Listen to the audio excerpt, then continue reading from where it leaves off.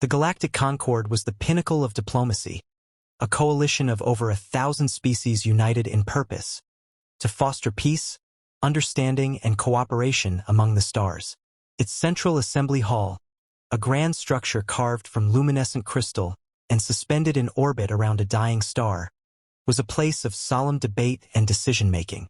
Here, the greatest minds and most influential leaders convened to guide the galaxy. Varane K of the Xynoran Collective sat on a hovering platform, his iridescent scales catching the soft glow of the chamber's light. The hall buzzed with quiet conversation, but Varane K's focus was on the subject of the day: El Protocolo Humano. Every species in the Concord had agreed to this protocol, a decree mandating respect and protection for humans above all else. Violating it was unthinkable, carrying consequences so severe that even the most militaristic civilizations adhered without question. But to Varane K, it was a mystery that demanded scrutiny.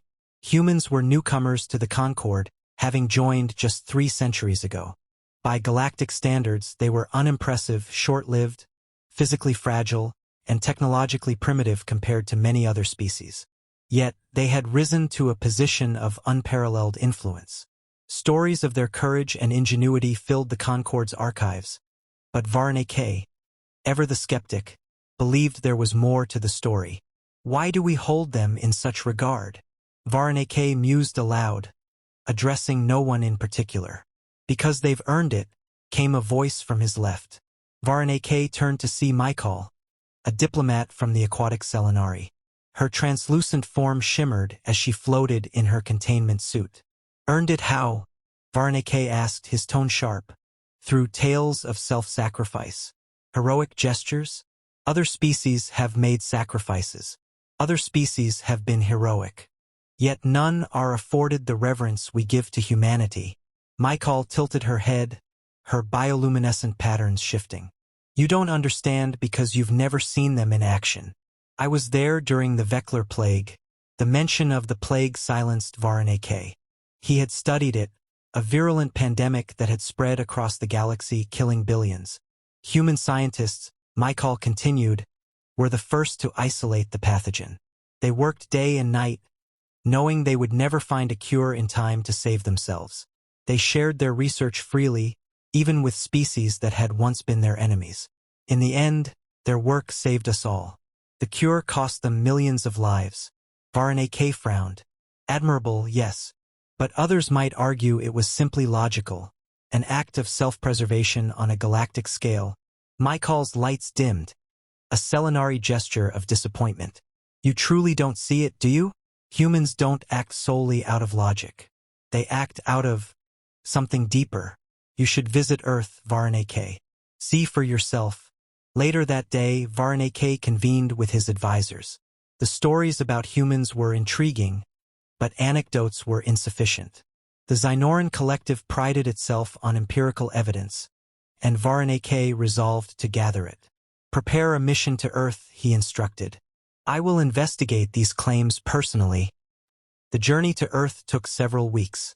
Along the way, Varane K reviewed the Concord's records on humanity. He read about the Battle of the VY Arcot Nebula, where a human fleet had sacrificed itself to protect a convoy of refugees from another species. He studied the New Dawn Accord, a peace treaty between 2 ancient rivals brokered by humans who had risked their planet's security to mediate. Each story painted a picture of a species willing to face unimaginable odds for the sake of others. But Varane K remained skeptical. These accounts could be exaggerated or romanticized. The truth, he believed, would be found on the surface of their homeworld. When Varane K's ship entered Earth's orbit, he was greeted by a cacophony of signals. Music, laughter, debates, and cries of protest. It was a world teeming with life, creativity, and contradictions. Landing in Geneva, the heart of the United Earth Federation, Varane K was struck by the city's balance of technological sophistication and natural beauty. Skyscrapers of glass and steel stood alongside verdant parks, their paths filled with humans of all ages and colors.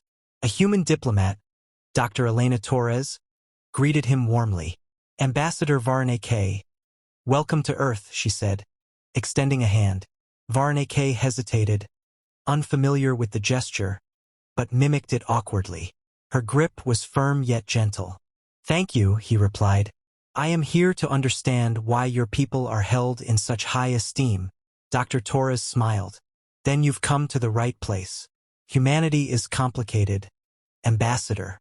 We're far from perfect, but perhaps you'll see why we inspire respect."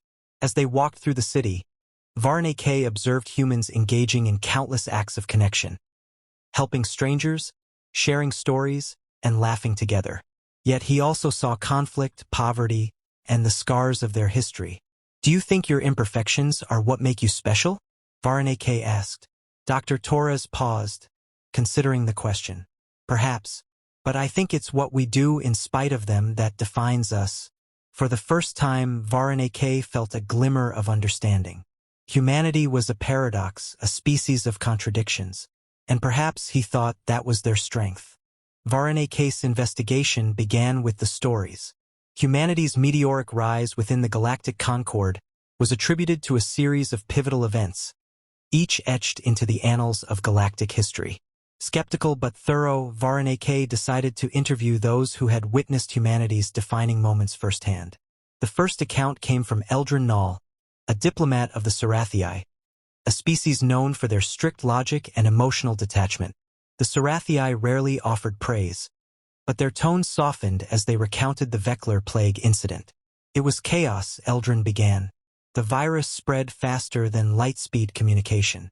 Entire worlds fell silent within days. We Sarathii had no solution, no hope. But the humans, they acted differently.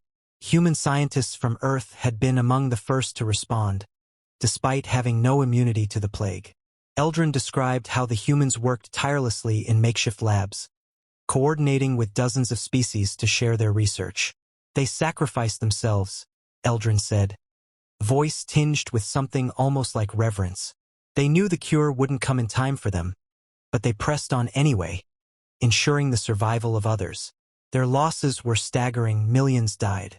Yet they asked for nothing in return." Varney listened, unimpressed. Noble sacrifice, yes, but sacrifice was not unique to humans.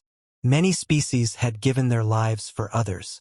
Seeking more context, Varney turned to the Zarnath, a warrior species who once viewed humans as weak. Commander Kor, a decorated veteran, recounted the battle of the VY Arcot Nebula. "The war with the Raycon Hive had raged for decades," Kor explained. "The Concord fleet was outmatched, and we had no choice but to retreat, leaving millions of civilians behind. Then the humans intervened. A small human fleet had volunteered for what was essentially a suicide mission. Their outdated ships and rudimentary technology were no match for the Hive's forces. Yet they held the enemy at bay long enough for the civilians to escape. Every one of their ships was destroyed," Kor said, his voice low. "Not a single human survived that battle. They knew they couldn't win, but they fought anyway. It was," he paused, searching for the right word, "honorable." Varney remained skeptical.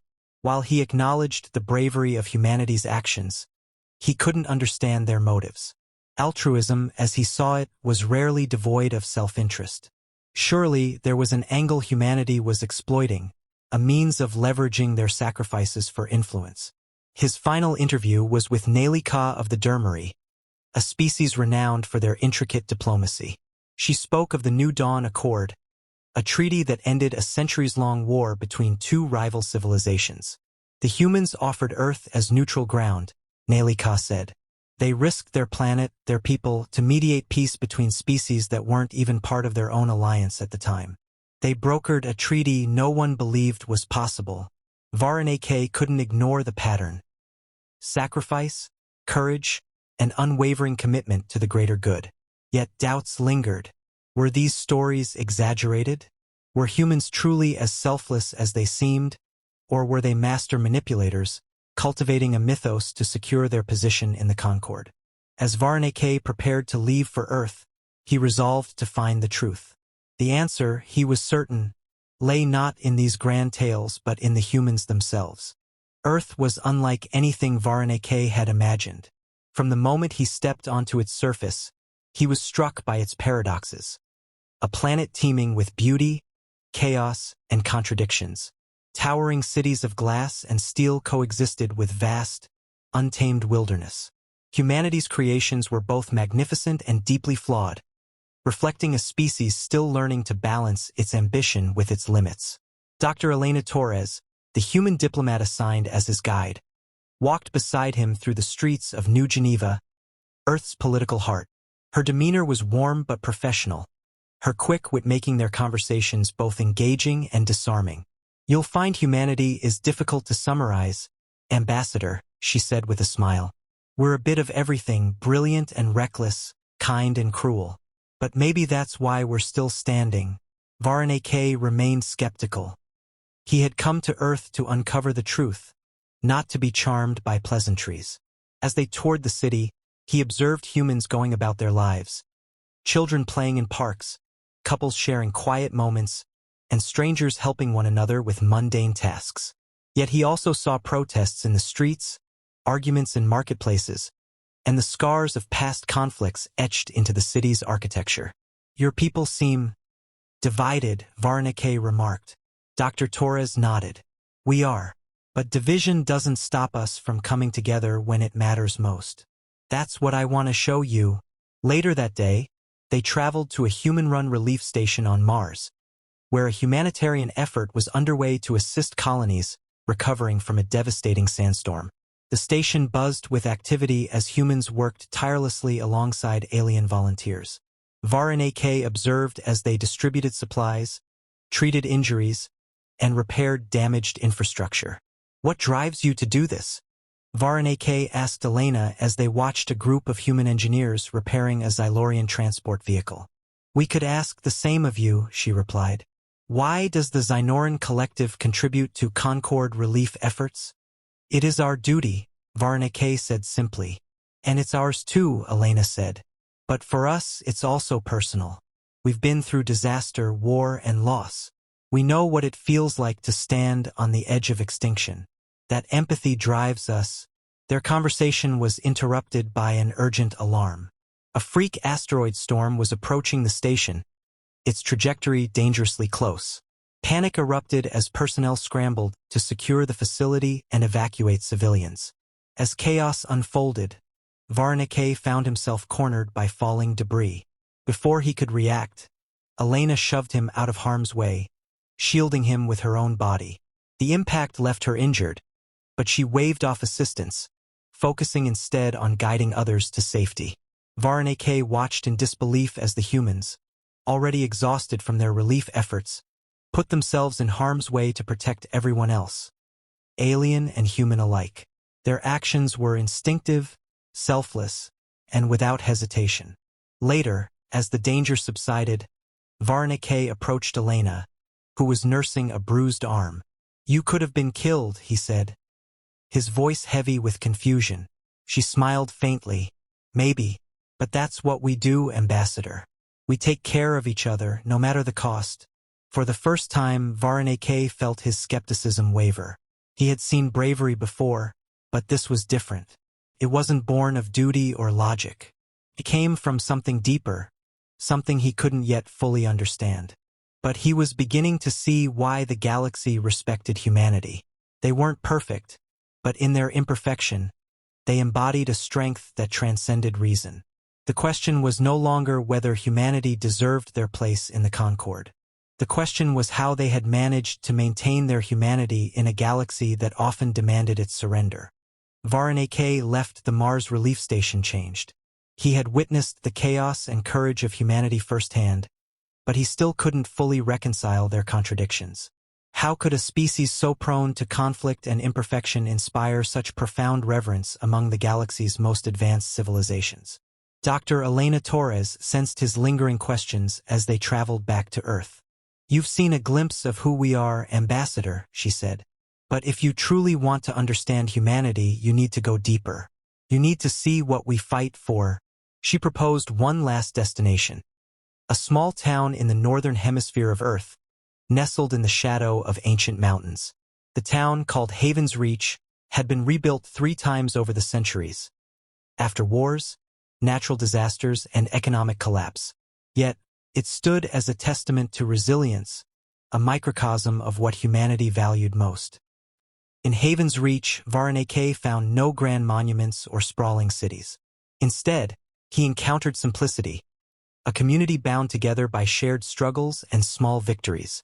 People of all ages worked side by side, repairing homes, planting gardens, and organizing festivals. One resident, an elderly woman named Mara, offered to show Varanake the town's history. Her family had lived there for generations, and her stories painted a picture of hardship and triumph. "We've been knocked down more times than I can count," Mara said, her hands rough from years of labor. "But every time we got back up. Not because it was easy, but because we refused to give up on each other." She showed him a memorial in the town square, a simple stone engraved with names. "These are the people we lost in the Great Flood," she explained. "They gave their lives so others could live. It's not about glory. It's about love. That's what keeps us going." Varanake studied the memorial, feeling a pang of something unfamiliar. These humans didn't seek recognition for their sacrifices. They acted out of a deep, intrinsic connection to one another, a trait that seemed almost alien to his own species. That evening, Varanake sat with Dr. Torres beneath a clear night sky. The stars above sparkled like jewels, and for the first time Varanake saw Earth as the humans did. Not just as a planet, but as a home filled with stories, memories, and dreams. "I think I understand now," Varanake said after a long silence. "Your strength doesn't come from perfection or power. It comes from your willingness to endure and to care, even when it costs you everything." Elena nodded, her gaze fixed on the stars. "That's what humanity is, Ambassador. We're not the strongest or the smartest, but we don't give up. And when we fall, we help each other rise again. That's why the galaxy respects us. Not because we're extraordinary, but because we're human." As the night deepened, Varanake felt a profound shift within himself. Humanity's place in the galactic concord was no longer a mystery. They had earned it, not through conquest or superiority, but through their unyielding belief in the value of life, in all its forms. And as he prepared to return to the stars, Varanake knew he would carry a piece of humanity with him. A reminder that even in a galaxy of countless wonders, there was something uniquely extraordinary about the human spirit.